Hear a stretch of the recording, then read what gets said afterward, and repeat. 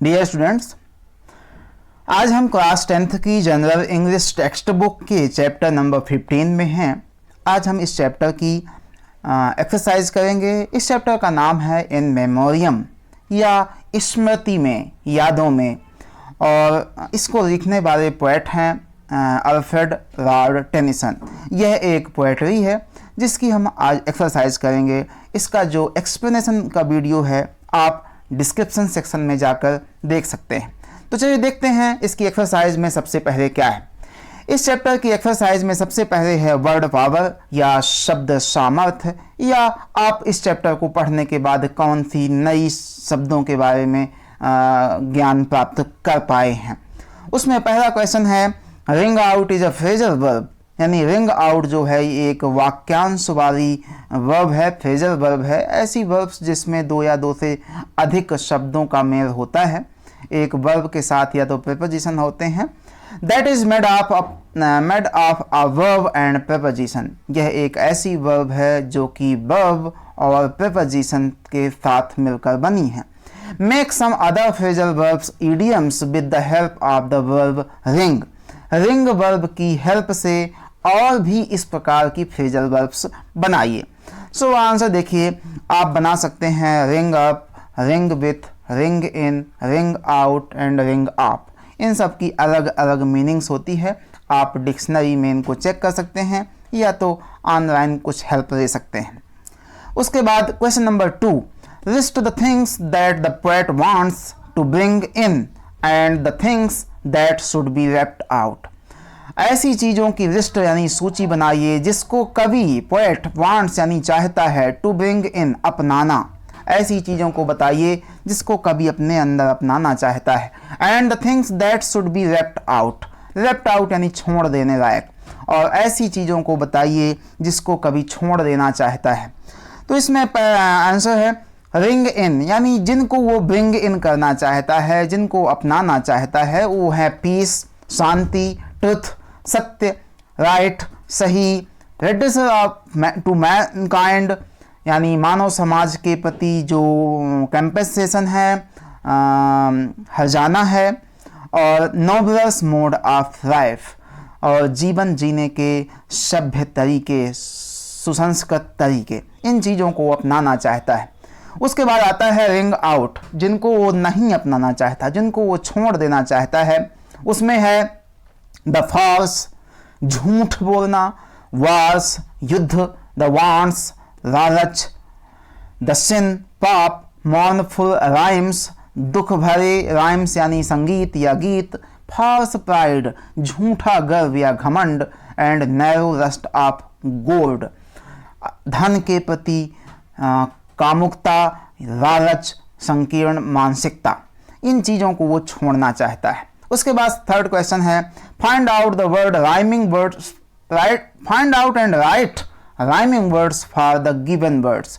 नीचे दिए गए शब्दों के लिए राइमिंग वर्ड्स लिखिए, समान ध्वनि वाले शब्द लिखिए, मतलब ऐसे शब्द लिखिए जिनका साउंड इसी प्रकार का हो। जैसे गोल्ड होता है तो ओल्ड कह सकते हैं, बोल्ड कह सकते हैं, पर प्रयास करना है कि आपकी इस पोएम में जो आए हों उन्हीं को लिखना है। तो आंसर देखिए, गोल्ड का ओल्ड है, काज का राज है, पीस का डिसीज है, राइम्स का टाइम्स है, एंड स्पाइट का राइट है। तो ये राइमिंग वर्ड्स कहलाते हैं जिनकी ध्वनियाँ लगभग एक जैसी निकलती हैं। उसके बाद इसका अगला सेक्शन आता है how much have I understood. इस चैप्टर को पढ़ने के बाद हमने कितना समझा है, अंडरस्टूड समझा। तो इसमें पहला क्वेश्चन है read the following questions, answer the following questions. नीचे दिए गए प्रश्नों के आंसर दीजिए 1 or 2 सेंटेंसेस, और प्रयास करिए कि इन प्रश्नों के उत्तर 1 या 2 सेंटेंसेस में समाप्त हो जाएं। तो इसमें देखिए पहला क्वेश्चन है what does the poet want us to give up in the first stanza of the poem. इस पोएम के फर्स्ट स्टेंजा में यानी प्रथम पद्य में कवि क्या चाहता है, गिव अप यानी छोड़ देना। कवि पहले पद्य पर क्या छोड़ देना चाहता है। तो आंसर देखिए, the poet wants us to give up the false and the old in the first stanza. कवि इस पहले स्टेंजा में जो गिव अप करना चाहता है, जो लेफ्ट आउट करना चाहता है, वह है झूठ, falsehood एंड द ओल्ड, और पुरानी चीज़ों को छोड़ देना चाहता है। लेकिन यहाँ पुरानी चीज़ों का मतलब ऐसी चीज़ों से है जिनकी अब सार्थकता या उपयोगिता नहीं बची है। उसके बाद अगला है what does the poet say about the memories of the dead people. कवि यहाँ मर चुके या इस दुनिया में से जा चुके लोगों की यादों, मेमोरीज के बारे में क्या कहता है।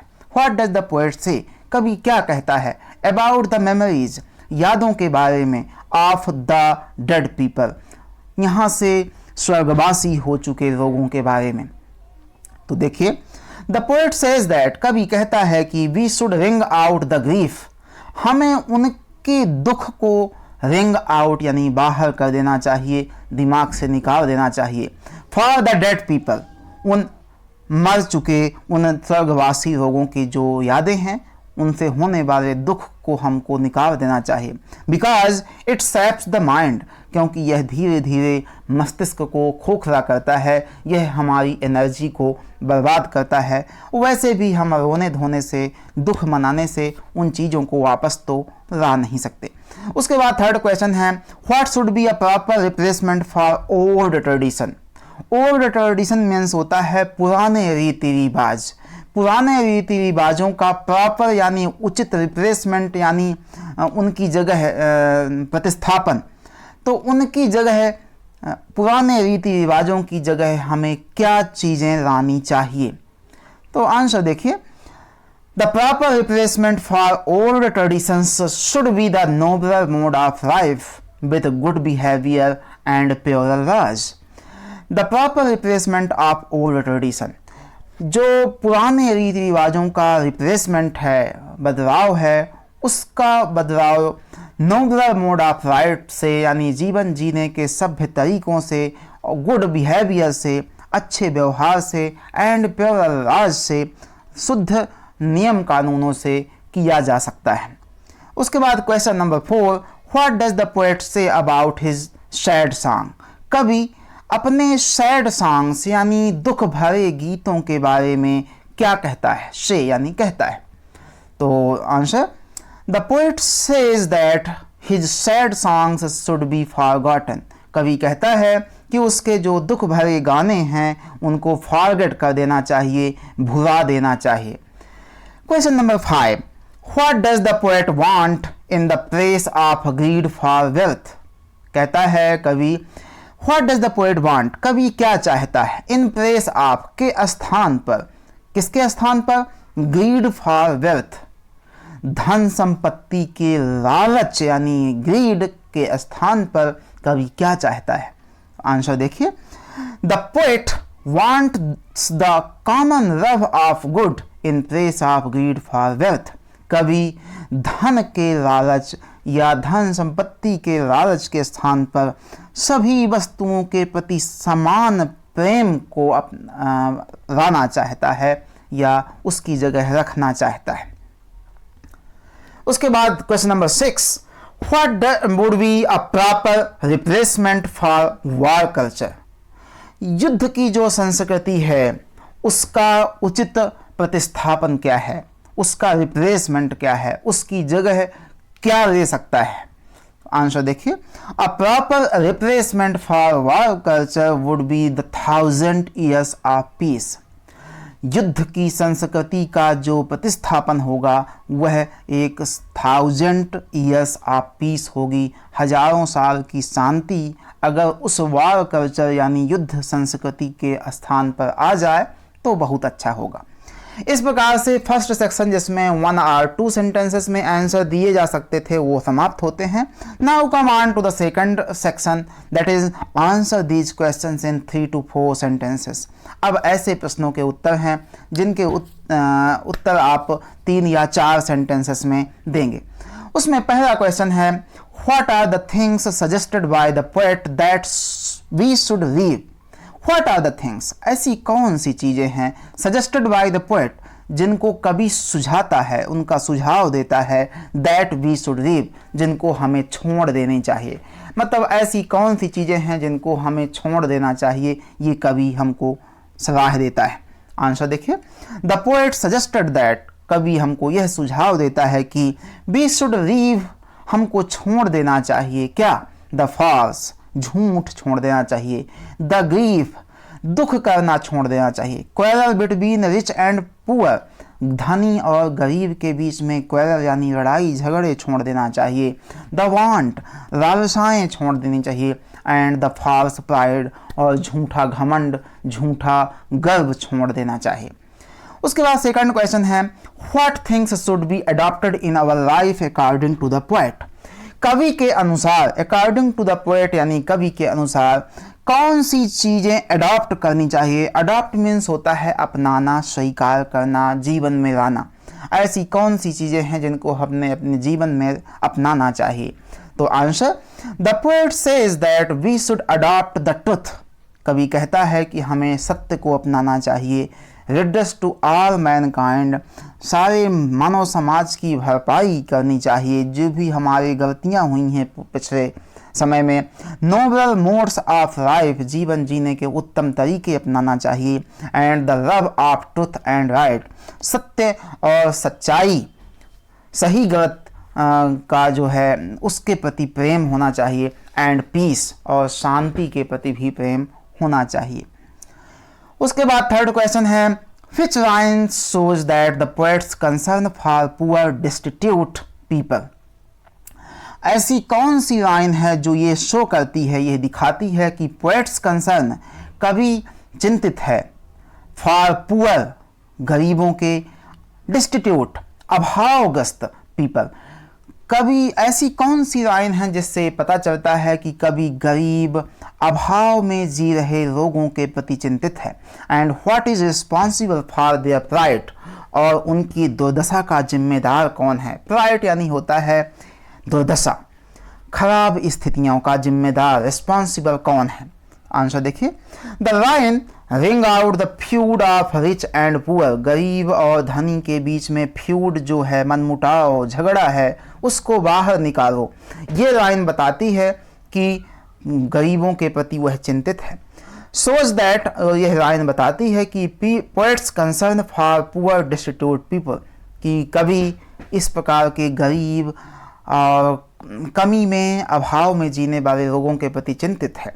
The feud between rich and poor, धनी और गरीब के बीच में जो झगड़े हैं, and greedy behaviour of rich, और धनी लोगों का जो लालच भरा बर्ताव होता है, व्यवहार होता है, is responsible for their pride, वही इन बेचारे गरीबों की दुर्दशा का कारण है। उसके बाद question number 4, explain in your own words, अपने शब्दों में इस चीज़ को एक्सप्लेन करिए। कौन सी चीज़। पहला question, ring in the nobler modes of life with sweeter manners purer laws, इस चीज़ को आप अपने शब्दों में डिफाइन करिए। तो आंसर देखिए, द पोएट सेज दैट, कवि यहाँ ये कहता है, we should follow the honesty and care in life, कवि कहता है कि हमें ज़िंदगी में ईमानदारी और लोगों के प्रति ख्याल को अपनाना चाहिए। अवर बिहेवियर शुड बी स्वीटर, हमारा जो व्यवहार है वो स्वीटर होना चाहिए, मधुर होना चाहिए, मीठा होना चाहिए, टुवार्ड्स पीपल, लोगों के प्रति। We should follow the rules, हमें नियमों का पालन करना चाहिए, विदाउट एनी डिस्क्रिमिनेशन, बिना किसी भेदभाव के। उसके बाद सेकंड लाइन है, ring out the grief that ceps the mind, उन दुखों को बाहर निकालो जो आपके माइंड को सैप कर रहे हैं, धीरे धीरे कमज़ोर कर रहे हैं। इसका मतलब क्या है। The poet ask us to forget the past memories of people or things that have gone, कभी हमसे कहता है कि आप उन पुरानी पास्ट मेमोरीज, पुरानी यादों को भूल जाइए। किसके। The people or the things that have gone, उन लोगों के या उन चीज़ों के जो कि यहाँ से जा चुकी हैं, यहाँ अब नहीं हैं, चाहे वो ख़त्म हो गई हों, चाहे मर गई हों। उनकी पास्ट मेमोरीज को, उनकी यादों को फॉरगेट कर दीजिए, भूल जाइए। बिकॉज, क्योंकि द मॉर्निंग ओवर पास्ट, पुराने बीते हुए कल के बारे में मार्न करना, दुखी होना, सेप्स अवर मेंटल एबिलिटी, हमारे मानसिक क्षमता को धीरे धीरे शेप्स कर देता है, कमज़ोर कर देता है। टू डू एनीथिंग, जिससे हम कुछ करने लायक नहीं बचते हैं। इस प्रकार से इस चैप्टर की एक्सरसाइज समाप्त होती है। अगले चैप्टर जो रेड राइस ग्रेनरी है उसके साथ हम फिर से आपसे मिलेंगे। तब तक के लिए नमस्कार।